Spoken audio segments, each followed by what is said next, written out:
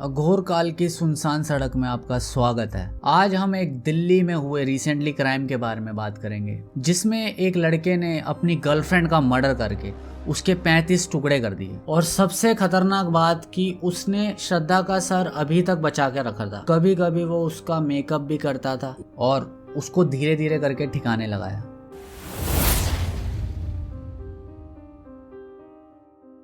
इसकी शुरुआत 2019 में मुंबई में होती है, जहाँ पे श्रद्धा वॉकर नाम की एक लड़की कॉल सेंटर में काम करती थी। वो काफी अच्छी फैमिली से बिलोंग करती थी और अपनी फैमिली की वो लाडली बेटी थी। ऐसे ही सब कुछ अच्छा खासा चल रहा था। फिर एक दिन वो ऑनलाइन डेटिंग ऐप जिसका नाम बम्बल है, बम्बल पे उसकी मुलाकात फूड ब्लॉगर आफ्ताब पूनावाला से होती है और फिर उनके बीच दोस्ती हो जाती है। और जब भी उन्हें टाइम मिलता वो लोग आपस में बात करते। फिर कुछ टाइम में ये दोस्ती गहरी होती जाती है। फिर कुछ हफ्ते बीतते हैं और आफ्ताब को श्रद्धा से प्यार हो जाता है। वो श्रद्धा को प्रपोज कर देता है। क्योंकि वो एक अच्छा बॉन्ड शेयर करते हैं, श्रद्धा उस प्रपोजल को एक्सेप्ट कर लेती है। अब यहाँ पर इस केस में मैं जो भी बता रहा हूँ वो टोटली न्यूज़ के आर्टिकल्स और आफ्ताब के दिए हुए बयान के बेस पर सारी डिटेल्स हैं। Coming back to the story, वो दोनों रिलेशनशिप में आ जाते हैं और एक दूसरे को बहुत प्यार करते हैं। धीरे धीरे नज़दीकियाँ बढ़ी और जब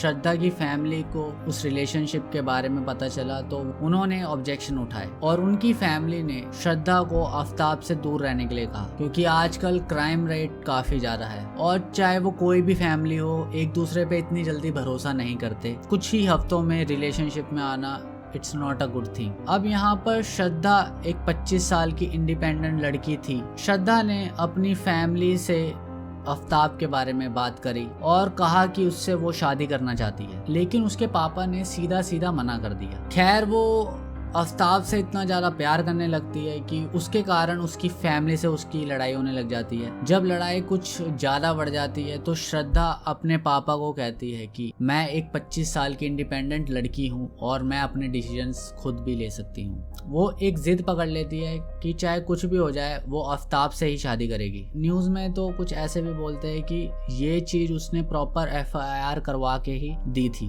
ताकि फ्यूचर में उसको और आफ्ताब को कोई तंग ना करे। और सबसे बड़ी बात, उसकी ये लड़ाइयाँ 2014 से ही श्रद्धा के अपने फादर से रिलेशन ठीक नहीं था। उसके फादर उसको सही गलत का समझाते थे बट उसको वो चीज़ अच्छी नहीं लगती थी। इनफैक्ट उसने अपने कॉलेज में ये तक बोल दिया था कि उसके पापा इस दुनिया में नहीं है और वो अपना घर खुद चलाती है। और ये एक नफरत की दरार श्रद्धा को अपने पापा से दूर रखती है। खैर रिलेशनशिप के कुछ ही हफ्तों में वो दोनों साथ में रहने लगते हैं। उस टाइम वो ना अपने फादर से बात करती है और ना उनसे कोई कांटेक्ट रखना चाहती है, लेकिन उसके फादर उसकी खबर रखते थे सोशल मीडिया के थ्रू या श्रद्धा के फ्रेंड्स के थ्रू। और ये सिर्फ श्रद्धा को लगता था कि उसके पापा उसके बारे में कुछ नहीं सोचते थे। बट रिलेशनशिप के कुछ ही हफ्ते बाद उन दोनों की लड़ाई झगड़े होने लगे थे। कुछ हफ्ते के रिलेशनशिप के बाद ही उसको पता चलता है कि आफ्ताब काफ़ी गुस्से वाला और उनके बीच थोड़े बहुत झगड़े होते हैं जिनको वो लाइटली ले लेते हैं, जो कि एक आम सी बात है एक कपल के बीच में लड़ाई वगैरह होना। लेकिन श्रद्धा को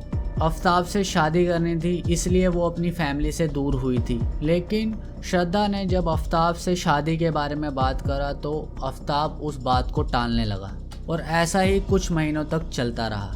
इन सब के बीच में उनकी और भी काफ़ी बातों पे झगड़े होते थे। वो झगड़े धीरे धीरे एक्सट्रीम होते गए और वो झगड़े इतने एक्सट्रीम हो गए कि आफ्ताब ने श्रद्धा को धीरे धीरे मारना भी चालू कर दिया। 2020 में श्रद्धा की मदर की डेथ हो जाती है। उसके बीच में वो अपनी फैमिली से मिलने जाती है, जहाँ पे वो अपने फादर को मारपीट के बारे में बताती है, जिस बारे में उनको सुनकर काफी बुरा लगता है। और उसके फादर उसको वहीं पे रुक जाने का बोलते हैं बट वो इनकार करके चली जाती है, क्योंकि आफ्ताब उसे माफी मांगता है और फिर से ऐसा नहीं होगा उसको कहता है, जिसका श्रद्धा यकीन कर लेती है। उसको माफ करके श्रद्धा आफ्ताब के साथ घर वापस आ जाती है। फिर सब कुछ ऐसे ही चलता है। श्रद्धा फिर आफ्ताब से शादी के बारे में बोलने लगती है और वो उस बात को फिर से टालने लग जाता है और फिर उन दोनों के बीच में एज यूजुअल झगड़े चालू हो जाते हैं। उस दौरान फिर से मारपीट चालू होने लगती है और वो उस चीज को सहन करती है कि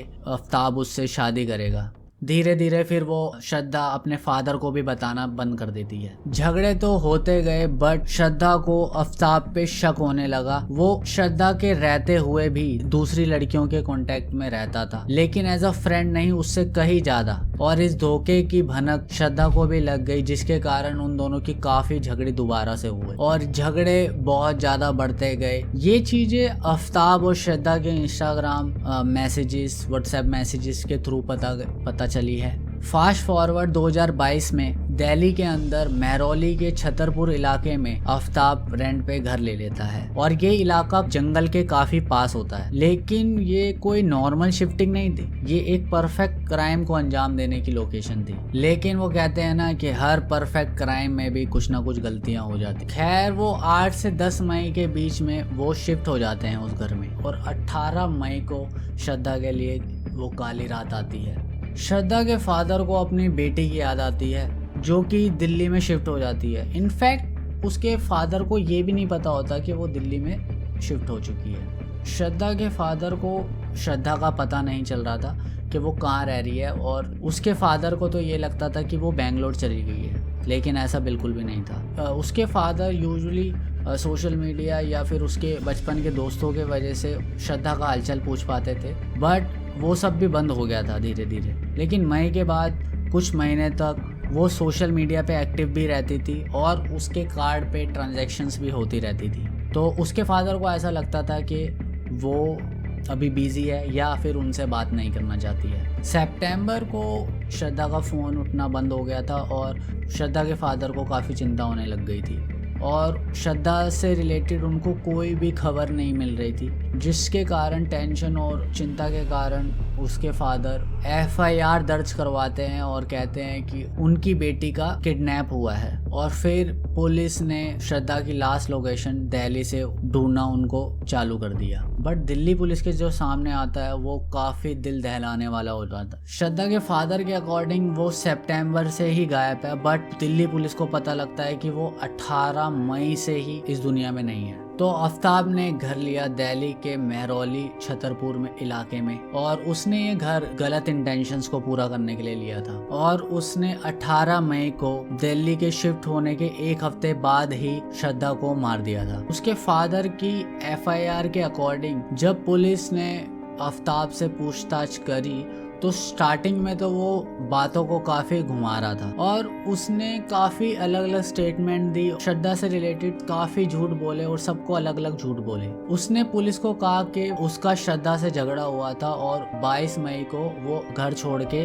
कोई नए लवर के साथ चली गई। आफ्ताब ने अपना खेल काफी सही तरीके से रचा था, बट फिजिकल एविडेंस तो उसने मिटा दिया, बट डिजिटल एविडेंस को वो मिटा नहीं पाया। उसने पुलिस को कहा कि वो फोन लेकर गई है और अपनी सारी पर्सनल बिलोंगिंग्स को यहीं छोड़ के गई है, लेकिन जब फोन की लोकेशन को चेक करा तो उसकी लास्ट लोकेशन वो उसी घर में दिखा रहा था। उससे पुलिस को पता लगा कि सिचुएशन काफी खतरनाक हो रखी है। पुलिस ने काफी इंटेरोगेशन टैक्टिक्स यूज किया और उससे कन्फेशन निकालने की कोशिश करी। आफ्ताब ने कन्फेस किया कि उसने 18 मई को श्रद्धा को गला घोंटकर मार दिया है। सोर्सेस से पता चलता है कि कन्फेशन करते वक्त वो ही वॉज वेरी कूल। उसके चेहरे पे किसी भी किस्म की टेंशन या डर उसके अंदर नहीं था। उसके एग्जैक्ट वर्ड्स कन्फेशन के कुछ ऐसे हैं, मुझे ज्यादातर फोन पे बात करनी होती थी, बट श्रद्धा को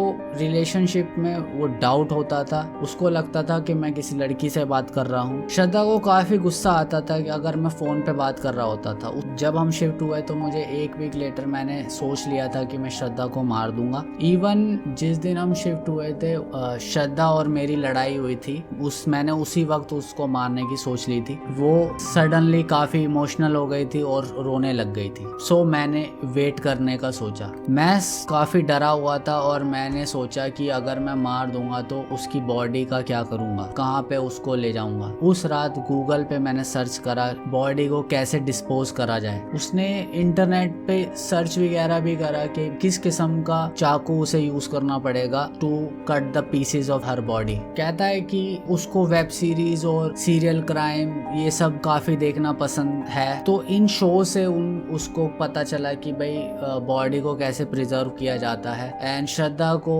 उनकी फैमिली और फ्रेंड्स की आंखों में कैसे मैं उसको जिंदा रख सकूं। सो मैं श्रद्धा के इंस्टाग्राम पे पोस्ट वगैरह करता था कि सबको ऐसा लगे कि वो जिंदा है। मैंने ये सब कुछ अपने आप किया है। जब श्रद्धा सो गई तो उसका गला घोट कर श्रद्धा को मार दिया था। जब श्रद्धा को उसने मार दिया था तो बॉडी उसकी घसीट के बॉडी बाथरूम में ले गया, और वो बॉडी बाथरूम में 2 दिन तक पड़ी रही।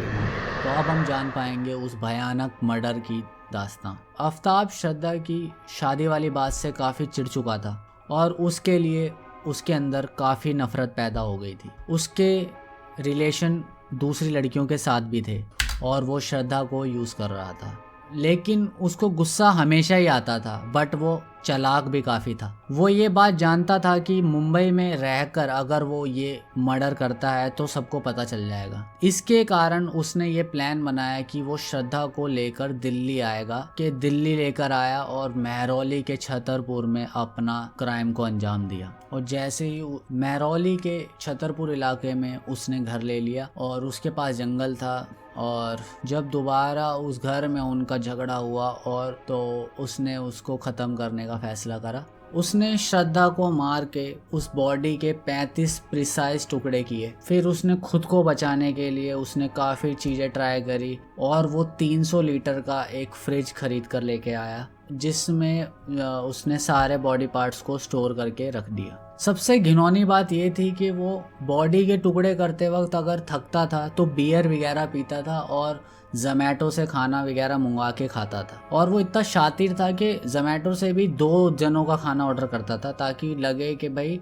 श्रद्धा जिंदा है। सबसे बड़ी बात, उसको अपने किए के ऊपर उसको कोई भी पछतावा नहीं था। उसके आसपास जो जंगल था वहाँ पे रात को 2-2, 3-3 बजे वो 2-2 करके बॉडी पार्ट्स को डंप करता था। वो धीरे धीरे बॉडी पार्ट्स को या तो जंगल में फेंकता था या फिर स्ट्रीट डॉग्स को खिला देता था, क्योंकि घर में स्मेल ना आए वो अगरबत्ती का यूज़ करता था। ब्लड को साफ करने के लिए उसने कईयों लीटर पानी और काफ़ी ब्लीचेस, काफ़ी एसिड वगैरह का यूज़ किया। एक पड़ोसी ने तो ये भी कहा था कि वो बार बार जाके टंकी चेक करता था। वो फ्लोर से निशान मिटाने का तरीका उसने इंटरनेट पे ढूंढा, जो कि उसकी इंटरनेट हिस्ट्री से पता चली है। और बात रही श्रद्धा के कपड़ों की, तो उसने बचे कुचे कपड़े कूड़े वाली गाड़ी जो आती थी उसमें उसने फेंक दिए थे। तो ऐसा करके उसने उसकी पूरी बॉडी को ठिकाने लगा दिया था। लेकिन कहते हैं ना, फिजिकल एविडेंस तो तुम मिटा दोगे, लेकिन डिजिटल एविडेंस इतनी आसानी से नहीं मिटता। किसी को इस बात पे शक ना हो तो वो सोशल मीडिया हैंडल्स पे हर जगह वो एक्टिव रहता था उसके नाम पर, और उसके कार्ड पे ट्रांजैक्शंस करता था। इनफैक्ट उसने डेड बॉडी फ्रिज में रखी हुई थी, और उस क्राइम को किए हुए 20 दिन भी नहीं हुए और उसने फिर से बम्बल डाउनलोड किया और फिर से कोई नई लड़की को डेट करना चालू कर दिया। वो लड़की को वो अपने घर पर लेके आया, जबकि श्रद्धा की लाश फ्रिज में रखी हुई थी, और वो उसी वक्त उसको लेकर आया। और सबसे खतरनाक बात कि उसने श्रद्धा का सर अभी तक बचा के रखा था। कभी कभी वो उसका मेकअप भी करता था, और लास्ट में उसने उसकी सर को जलाने की भी कोशिश करी ताकि सर का कोई पहचान ना कर सके।